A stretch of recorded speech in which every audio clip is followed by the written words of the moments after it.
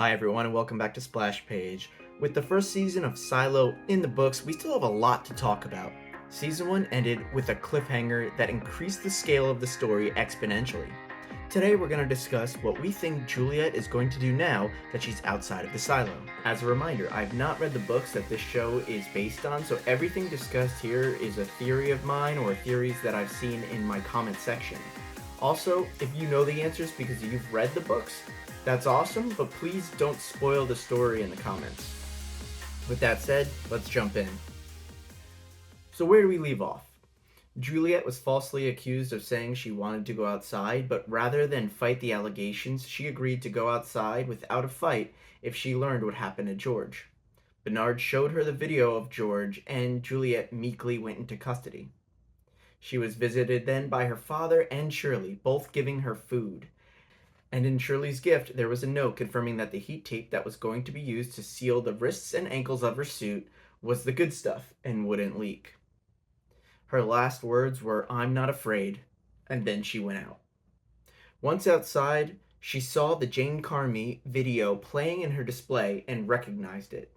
She therefore knew it was fake. She walked to the camera but didn't clean it, much to the displeasure of many of the people inside of the silo. Which I think is pretty weird considering I believe Holston went out and cleaned just a few weeks ago.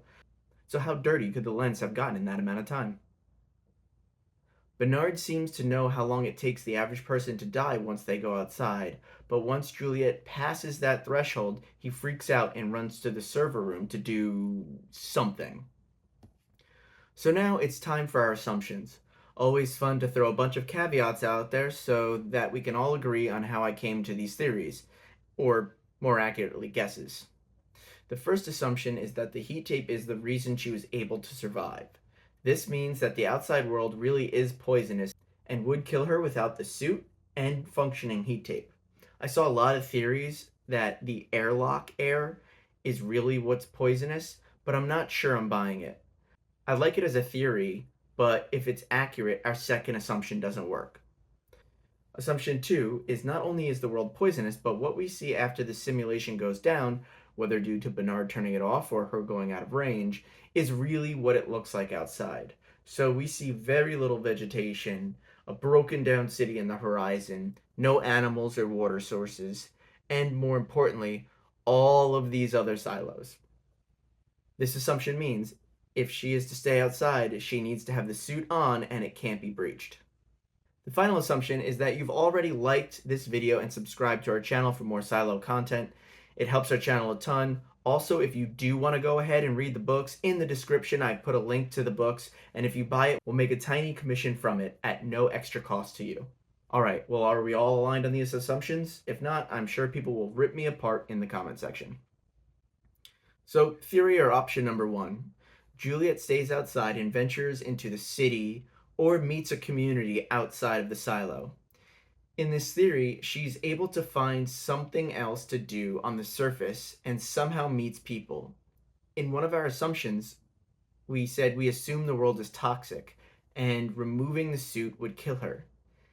Even if the suit somehow provided unlimited clean air through a filtration system, you can only survive about 4 days without fresh water. Even if she finds the fresh water, how is she going to drink it without taking off her suit or her helmet? There's also the issue of exposure. What's the temperature outside? How warm does the suit keep her? She could die in hours if it's too cold. And finally, waste. To our knowledge, there's no way to expel waste from the suit, so it could be a horrible time until she dies of dehydration. I think this one's almost a no-go, unless of course our assumption that the world is toxic is incorrect. Option or theory 2. She goes back to Silo 18, the one she came out of. Say Juliette walks around a bit, but is mindful to never walk in front of any other silo's camera. It would be as if she's not outside at all to any of the other silos. If in a day she comes back to Silo 18, what happens when people see her? What happens when they see she's still alive after 12 to 24 hours? Do they riot? Do they push to allow her back in? Or does Bernard cut this off at the head and turn off all screens? Is that why he ran to the server room? Not knowing what happens in the book, I would be very surprised if Bernard or the powers that be or the founders or whoever wouldn't want to cut the feed. So let's assume that even if she does this, Silo 18 wouldn't be the wiser. I still think there will be a lot going on in Silo 18 next season. Option or theory 3, she goes to other silos and makes it known that she's outside and somehow communicates with them. Since there's no audio, how she'll do this, I have no idea. Obviously, seeing someone walk outside will alert everyone in the neighboring silo that something's off. And I'm assuming that when someone is sent to clean from these other silos, they're also forced to wear these suits. So people will assume that she came from another silo or another location that the founders created. There isn't any paper or any way that she can communicate other than potentially hoping they could read her lips.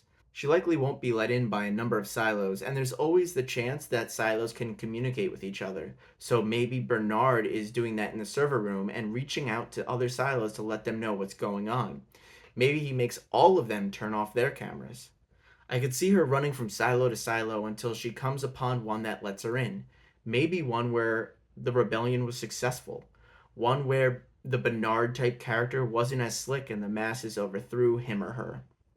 From this new silo, I'm sure we'll have a whole nother set of drama and characters and intrigue. However, I think the last clue of what's going to happen once Juliette is inside of another silo is that she's going to use the door at the bottom of the silo.